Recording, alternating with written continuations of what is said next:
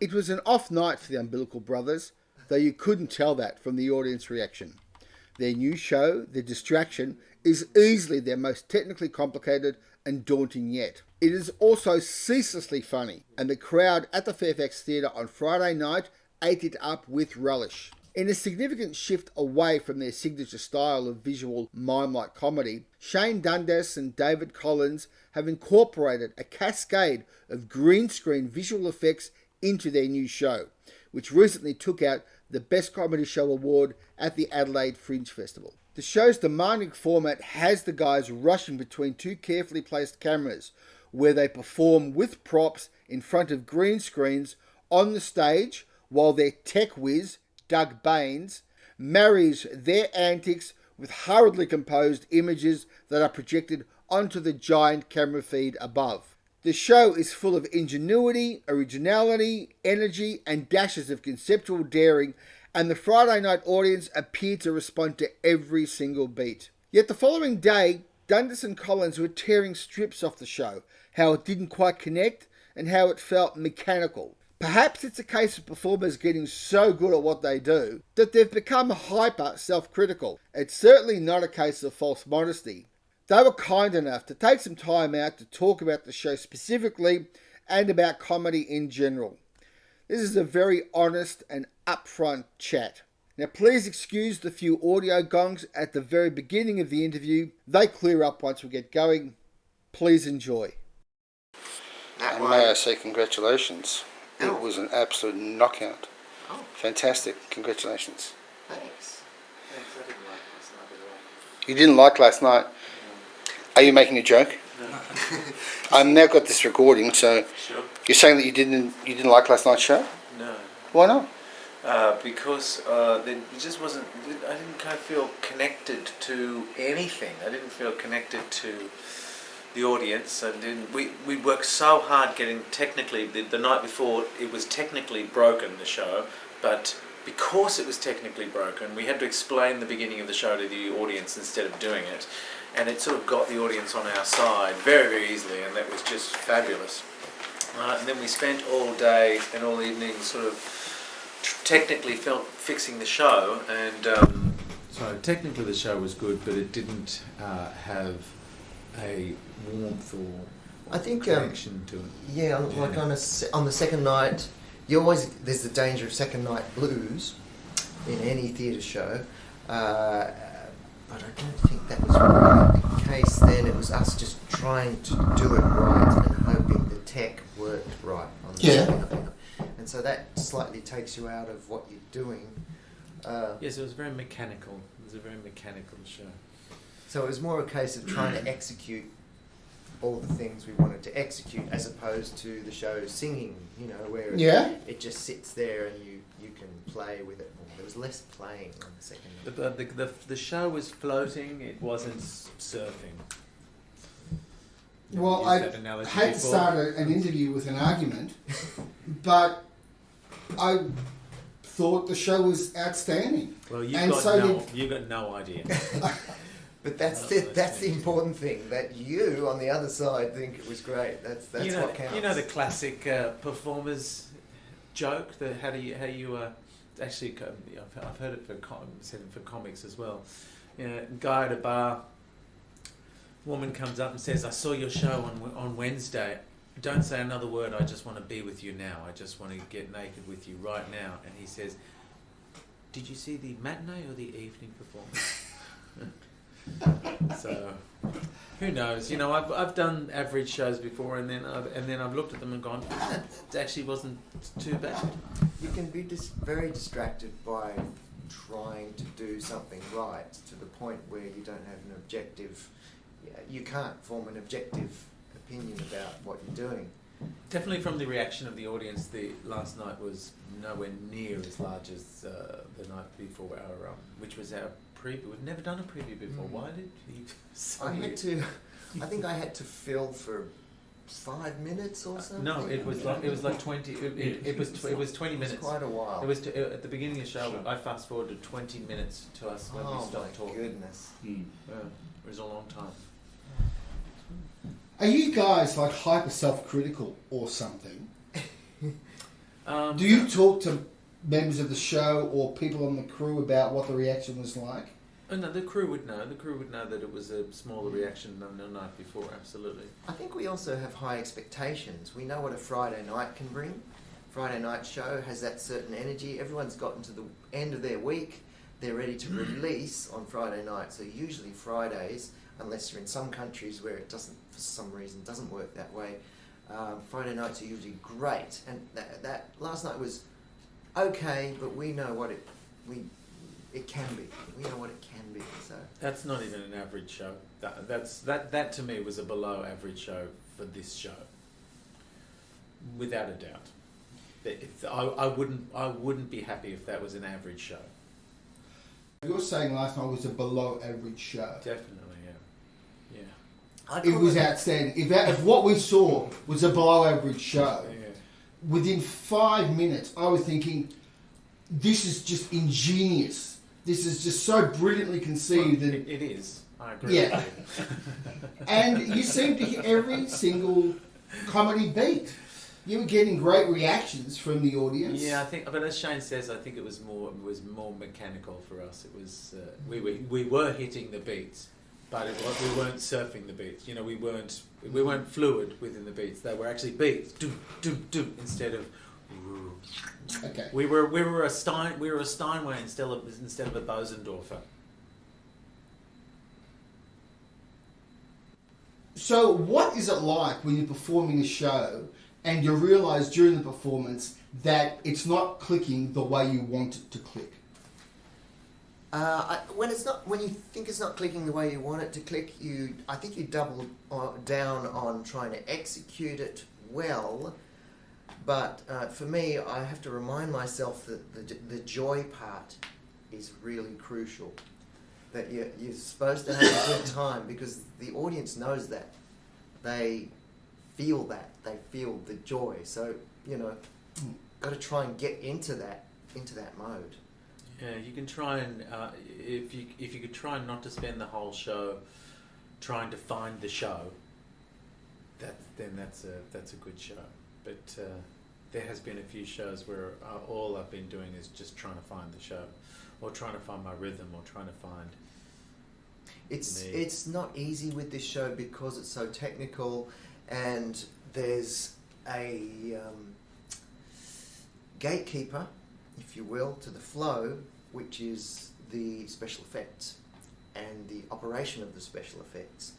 So I know I can feel when something is supposed to happen, but if that shot doesn't happen then, or that particular visual change doesn't happen then, I've got to then adapt to when it did happen. So traditionally, we just make those changes happen physically. That's like last night. My very first special effect. I come in, I go, and then when I go, I normally hear a click. I hear a click. I didn't hear the click. I was going, because the click is. It starts the delay on my vision, so I can go. So I go, and then my reflection waits and goes, and I go, and then ventriloquism. Is that ventriloquism? What's the Yes, you're throwing your own voice to yourself.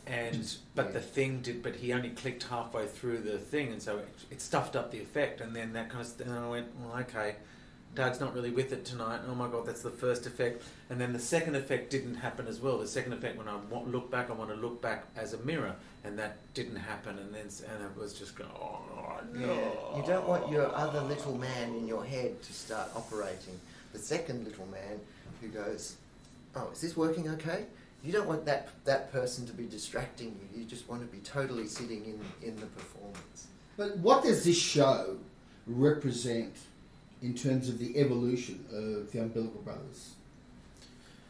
Well, I don't know. It's we've always just wanted to try and do things that are different and that no one's done before.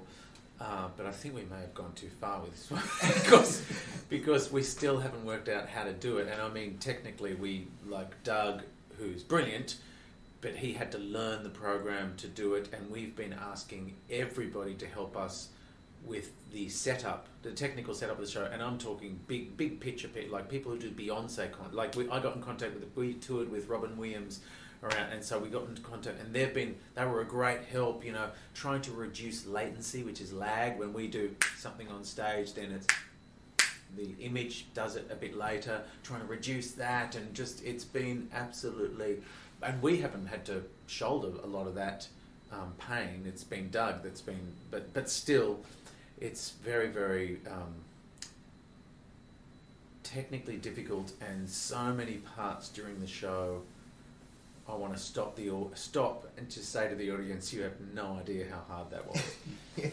How many layers are involved in this thing? We're making something that looks, so good on the screen that it's almost not worth doing, because the difficulty it is to do it is not expressed enough, loud enough. Part of the joy of watching the show are the technical imperfections. People love it when things don't quite match or don't quite work. Was there a point when you were developing the show where you realised, let's keep the imperfections in the show? Or are the imperfections annoyances to you? What is your feeling about this?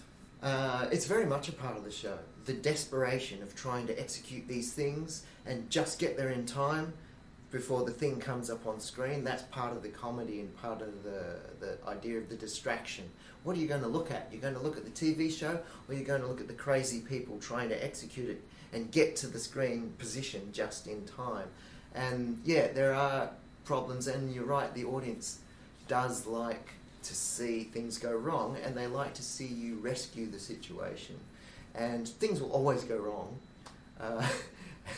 But if we're in the right frame of mind, that's okay. If everyone's in the same playful frame of mind, it's actually okay for things to go wrong, as long as they don't go wrong for 15 minutes or whatever. And I think there's only one, as from memory at the moment, the only thing that comes to mind is, there is a mistake that happens at the beginning of the show, and it's an intentional mistake, so that then we can do it again, so that they understand that there is, as it's the feet going past the screen. Yeah. So we do that again, and then it and it's early in the show, and it sort of gives them an idea. Oh, I see. So things actually really do have to be programmed, and there's much more to it than just us being in front of a camera and being put up there. There's foreground, background, sideways. Yeah, and they switch different layering, and that was like a lot of things. It's stuffed up last night. Your dog was inside your. I wondered about that. I thought I glimpsed the dog safely inside the space capsule, as opposed to dead outside the space. No, Doug was asleep last night. Yeah, but some of those things that we now execute as mistakes, but for comedy, were mistakes. The first time it was a mistake, we thought, the audience just pissed themselves at that. So how can we? There were actors, how can we re-execute that stuff? So there's a certain level of that stuff. Let me just nail this one point, and just to clarify, because David, I'm sensing you were very upset about the fact that the show didn't go the way you wanted it last night. I would dare suggest, with greatest respect, that there is a disconnect with how you guys feel a show is going and how the audience reacts. Yeah. Are you genuinely regretful about taking on a show this technically complicated, or are you just at the moment a bit down in the dumps about how last night's show went, or are you genuinely regretting going on this endeavour? I'm absolutely not regretting it at all. I want it to go further. I want more problems, more. I want it to be harder to do the show, and I want it to be. I want there to be more things in the show, and there will. Like, the show is improving. Day to day, we're improving the show. We film every show. We watch nearly every show. I didn't get around to watching last night's, but I was. We watch every show. And technically, we come up with different things. New things are. There are new ways to do. There are different ways to do things. Like at the moment, Doug is creating a different way of programming the show, so it's a little smoother, and that's that's weeks away. We have to wait. Yeah, that's like a complete rework of the whole thing, which we don't have time to do now. But yeah, it's been a long process. For me, it's been the least enjoyable working process of my life, possibly, including working in the public service. So, just got to come to terms with that. And what the reward is when the audience, it connects with the audience and the audience has a good time, Why do babies feature so prominently in this show? I don't good really question. know why babies. Where did they start? They started when we were in a hotel room once, and you started doing the sound of Artie, our manager. We don't watch sport, but Artie, our manager, he watches NRL, and his game is Canberra was his team was playing, and we're not interested in sport, so we just started making the noise of a baby instead of the ball, because you couldn't. It was a long shot, and it was this beautiful long shot, and so we just little small, and with soccer as well, I think, was it? Yeah. So every time the ball would be caught, or you get And we I think we took that to Doug, and because we just expected him to use his magic and put a baby as the ball, and he went, no, you'll be doing the baby as the ball. We went, what? Okay, oh God. And so and then we just thought of a whole heap of sports, and he just took away the ball, and now we're doing the baby. And that's sort of like a lot of ideas for shows. It's like putting a culture into a petri dish, and things grow out of that culture. So often you have a set piece. In a traditional way, you'd have a big set piece and you'd grow the show back from there. This sort of grew slightly differently, but that's quite typical of how things grow organically. Is there a meaning and message at the core of this show? I think there are suggestions. I think attention is a big one. Where do you want to put your where is your attention? How much effort do you want to put into where you direct your attention? What's real anymore? What do people think is real? Is the only thing that they think is real the thing on their screens? Because we're trained more and more and more to see reality through our screens, to see the world through our screens. It's all coming through our screens. So is that now our reality? Or is there another reality that we've kind of lost underneath? I'd like to put more of that layering into the show. And also, babies are evil.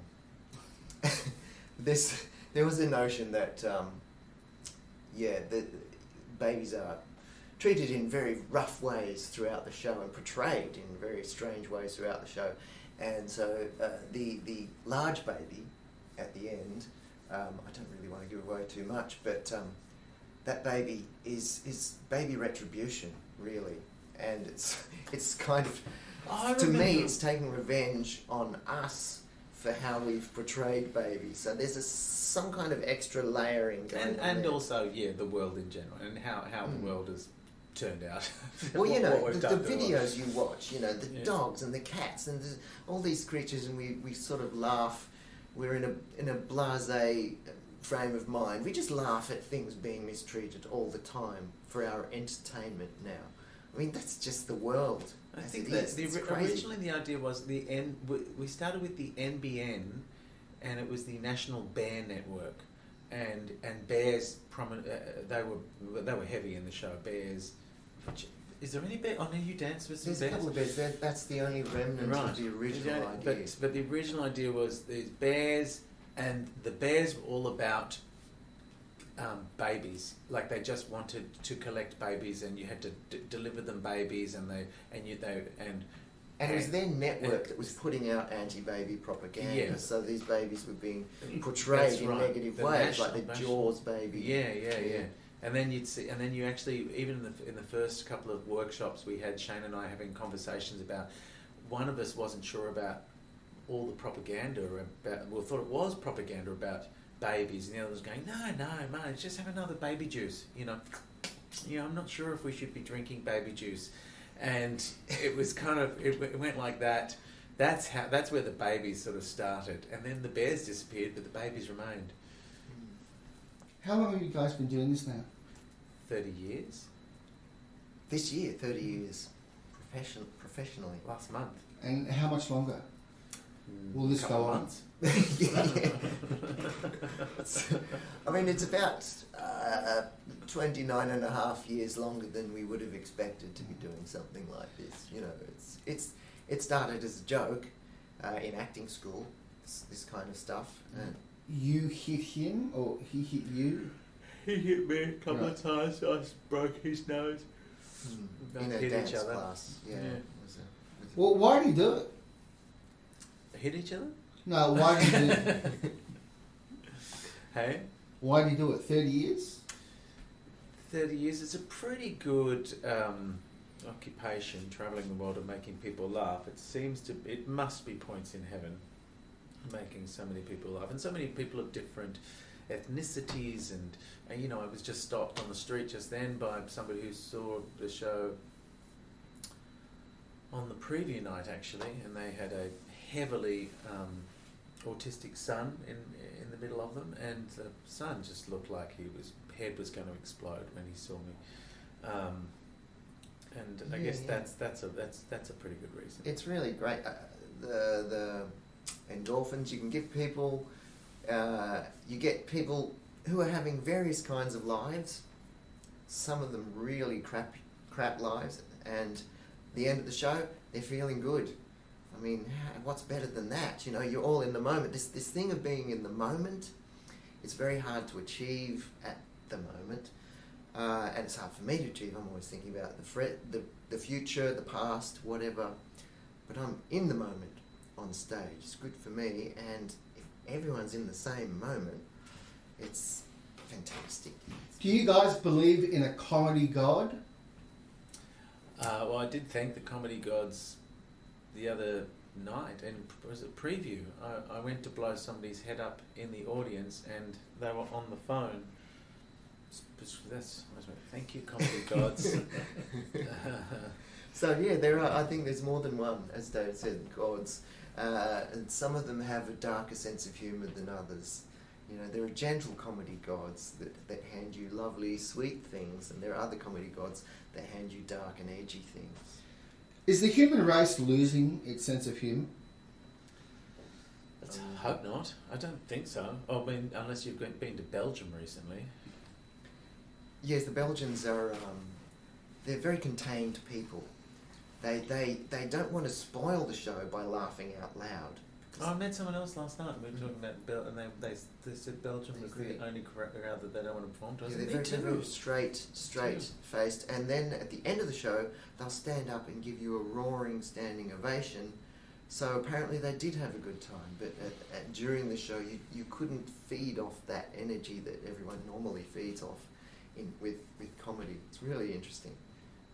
Now, Shane, can you just tell me, with the Umbilical Brothers, Yes. given you have such a high energy act, do you have a psych-up routine before each show? So, weirdly, and we've been asked about this before by professional dancers, clowns, physical comedians, what do? We do almost nothing. For 30 years, we've done almost nothing. We're there, maybe shake ourselves out a little bit, and we go on stage. You would expect that at least I would do a vocal warm-up, because I'm doing traditionally doing all that stuff.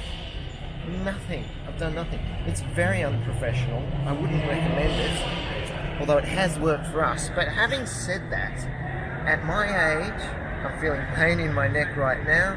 My left knee hurts with every step. We are starting to at least do this. Bit of that. And before tonight's show, I just did that just to get the knees working. And that just clicked. So yeah, at a certain point, it becomes a necessity. So I'm at least flapping around with my limbs to loosen them up. So something is needed now. Can you just tell me a little bit about the effect that COVID had on the Umbilical Brothers in general and on the show in particular? Our show was due to premiere last year at the Melbourne Comedy Festival. So COVID directly affected what we did. It was moved back a year. It premiered in Adelaide at the Fringe. That was good. We got to sort of process it a bit more. And waiting a bit longer is not a bad thing with something this complicated. We also had just February last year, we'd just done some shows, trial shows in Paris, in France. I had learnt some French because the producers in France said, no, you can't do it in English, you've got to do it in French. I'm sorry, but it's just the way we have things here. So I'd learned a bunch of French phrases to substitute. This is a different show, not the current one. It's more of the working of our traditional stuff. We were going to go to the Avignon Festival last year, huge festival, and then do some touring in France. So that didn't happen. We had a tour lined up of Holland. We've been to Holland a number of times, great audience, I think I mentioned. That didn't happen. So it was a year in which things didn't happen. Having said that, I was at home a lot and I really liked it. I really enjoyed it. And I'm happy to be out again, but I'm really quite fine with being at home as well, and I think you appreciate the balance more. So the show is very fresh. It's only run in Adelaide and Melbourne. Melbourne is the second city it's running. Right, it really is. We've done sort of weeks of workshop performances here and there, but really this show is new and so new. It's on our traditional trajectory, which is we do it at a Fringe or whatever, it's this thing. We do it somewhere else, it's this thing, and it slightly grows and grows and grows as the time goes on. Fair to say it's the most demanding and challenging show that you've done? I would say not physically. Other shows, there's a show called Heaven by Storm, which was actually a Perrier nominee in the mid-90s, way back then. Very physical. We were faking skydiving on roller chairs. Right. Doing all kinds. So how would you describe this show in terms of it being the most something? It's the most complicated, it's the most daunting, it's the most worrying, because you're never sure if the tech is going to meet you at the place you need to go. The next place you need to go, you want the imagery to meet you there, and at the moment it's not necessarily going to meet you there. Doug Baynes is a full creative partner in this. It really is the three of us. To the extent of, I wouldn't even call this a full Umbilical Brothers show. It's a three-person show, and hence the new dimensions. Obviously we bring ourselves into it and we're heavily involved, but Doug is also heavily involved. A lot of the visual tricks he came up with, and we kind of went, well, how can we integrate that into a context?